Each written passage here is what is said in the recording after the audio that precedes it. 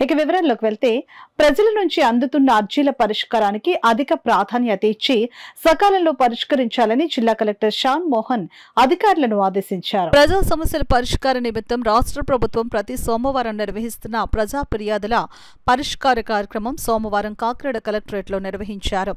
ఈ కార్యక్రమంలో జిల్లా కలెక్టర్ షాన్ మోహన్, జిల్లా రెవెన్యూ అధికారి J Venkatarao, housing PD NVV Satyanarayana, special deputy collector KRCG Ratnamani, KCZ SDC Ramalakshmi, CPO P Trinath ఇతర అధికారులతో కలిసి హాజరై కాకినాడ జిల్లా చుట్టుప్రక్కల ప్రాంతాల నుంచి వచ్చిన ప్రజల నుంచి వినతులు, అర్జీలను స్వీకరించారు.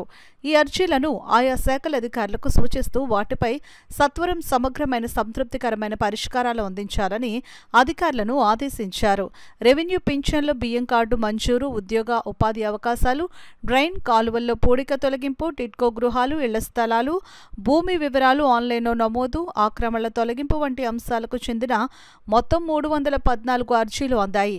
ఈ సందర్భంగా జిల్లా కలెక్టర్ షాన్ మోహన్ మాట్లాడుతూ ప్రజా ఫిర్యాదుల పరిష్కార వేదిక కార్యక్రమంలో అందిన వినతులు ఎప్పటికప్పుడు పరిష్కరించబడాలని అన్నారు. వివిధ శాఖల్లో నమోదైన అర్జీలపై సంబంధిత అధికారులు వెంటనే స్పందించి అర్జీదారుని సమస్యకు శాశ్వత పరిష్కారం చూపాలని జిల్లా కలెక్టర్ స్పష్టం చేశారు. అర్జీల వివరాలు ఎప్పటికప్పుడు ఆన్లైన్లో నమోదు చేయాలని అన్నారు. కార్యక్రమంలో వివిధ శాఖల జిల్లా స్థాయి అధికారులు, కలెక్టరేట్ విభాగాధిపతులు తదితరులు పాల్గొన్నారు.